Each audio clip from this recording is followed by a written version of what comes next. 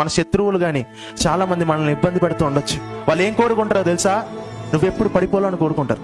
Enemies always expect your down fall, but God plans your restoration. ఈరోజు దేవుడు అంటున్నాడు, నువ్వు పడిపోయిన స్థితినే నిలబెడతాడు. హల్లెలూయా.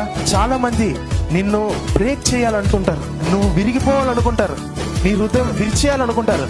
కానీ దేవుడు ఏంటో తెలుసా? కట్టువాడు. ఈరోజు నువ్వు విరిగిపోయిన ప్లేస్ దగ్గర దేవుడు ఎవ్వరు అందుకోలేనంత ఎత్తుకు నిన్ను కడతాడు. హల్లెలూయా. So you have made me some troubles many and bitter. You will restore my life again. You will increase my honor and comfort me once more. ఇప్పుడు వరకు నిన్ను నడిపించిన దేవుడు, నిన్ను కట్టిన దేవుడు ప్రభువైన యేసుక్రీస్తే. నీ జీవితం మార్పు కోరుకున్నది ప్రభువైన యేసుక్రీస్తే. నువ్వు జీవిస్తున్న ఊపిరి కూడా ఆయనదే. పరమ తండ్రి ఈరోజు మనకి జీవం పోసాడు, ఈరోజు జీవం ఇచ్చాడు. ఈరోజు దేవుడు జీవం మనకి ఇచ్చి మనం ఈరోజు ఊపిరి పీల్చుకుంటున్నాం కాబట్టి దేవుని జీవితాంతం మనం స్తుతించాలి. హల్లెలూయా. విగ్రహ హల్లెలూయా చెప్తారా?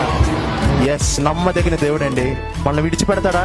తన కుమారుని కుమార్తెని విడిచిపెట్టని దేవుడు. ఎన్ని ఇబ్బందులు వచ్చినా, ఎన్ని కష్టాలు వచ్చినా అక్కడ ఇరిగిపోయిన స్థితిలోనే నిన్ను కడతాడు. నిన్ను ప్రతి ఒక్కరికి ఆశీర్వాదంగానే మారుస్తాడు, కానీ నువ్వు తలదించుకునే స్థానంలో నిన్ను ఉంచడు. హల్లెలూయా.